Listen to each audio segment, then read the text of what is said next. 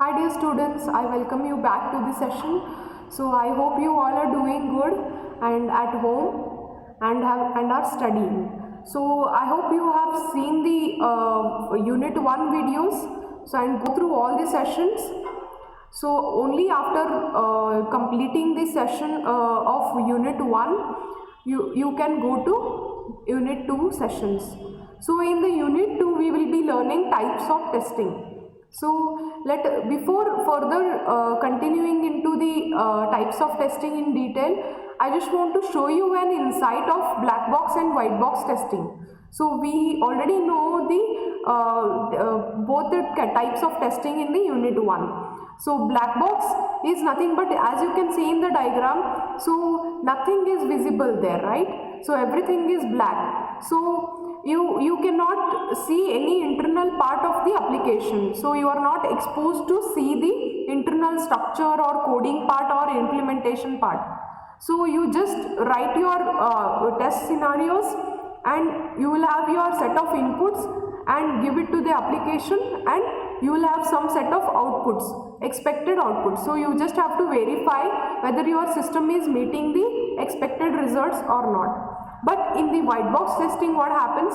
So white box testing is also called as a unit testing. So here the developer will be exposed to the internal part of the system. It can be the database design, implementation part, or any architecture.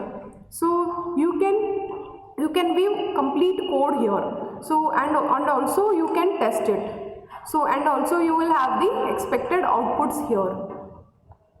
So this is an insight of black box and white box testing. So let us see the difference between these two.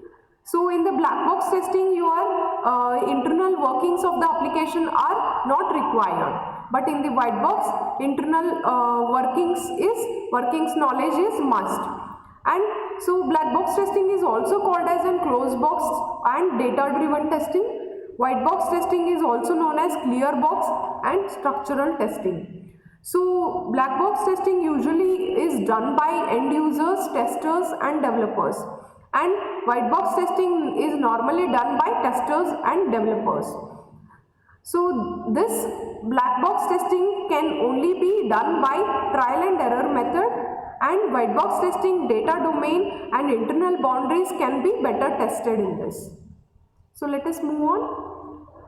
How to do black box testing? So there are various techniques to it. So we will see one by one. So first one is requirements based testing. So this basically deals with the requirement document, right? So so before starting your development, so you will have some document, so which the client has given. So that is called as a software requirement specification document. So this deals with validating that document. Okay. So the precondition for this is requirements testing is detailed review of the requirement specification. So you have to review the requirement specification document before starting requirements based testing. So in this, what you ensure is the requirements are consistent and are correct and are complete and are testable. So all these things you make sure that these are the correct documents, and these are complete, and these are testable document. So move on to the positive and negative testing. So in positive testing, what happens? You try to prove that the given product does what it is supposed to do, right? So whatever is given set of tasks, it has to be doing that. And so it also verifies the requirements of the product with a set of expected output. So by writing down the test cases, so it has to make sure that it is giving you the expected outputs. So negative testing is done to show that the product will not fail, but when the unexpected input is given. So your product should not break down or break into any other problems when you give the unexpected input to it. For example, consider there are text fields and many other fields, for example radio button and checkbox, and are mandatory. So what if you don't fill that text field, or what if you don't fill that checkbox which is mandatory? So it should throw some message, right, that the field is mandatory and you have to fill it. So that is negative testing. And the purpose of negative testing is to try to break the system. So you have to break the system in all possible ways and try to get the negative testing done. So let us see. So you can see the positive testing. You are giving the valid input to the system in positive testing, right? So you are giving the valid input to the system and you are seeing the expected results, okay? But in the negative testing, what happens? You give the invalid inputs, okay? Invalid inputs to the system and you should get an error, okay? Next is boundary value analysis.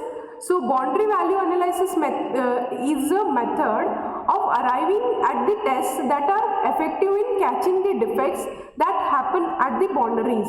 So for example, so consider an example. You have developed one software and that software is will work only on some certain configuration into your system, right? So for example, you should have 8 GB of RAM or 4 GB of RAM, then only that software works, right? So it is that kind of testing. So it is useful to generate the test cases when the inputs or outputs data is made up very clearly and is identifiable boundaries or ranges. So when you give the certain set of identifiable boundaries or ranges, then you can generate these kind of test cases. And also include in the list of boundary values documented limits on the hardware resources. So let us take an example. If it is documented that the product will run with the minimum of 4 GB of RAM, make sure that you include that test case of the minimum RAM. So for example, if I say that my developed application will work on only minimum of 4 GB RAM, so I should be having the test case for it and I should be testing this with the minimum requirement. So that comes the boundary value analysis testing. So let us continue in the next session with other various techniques. Thank you, students.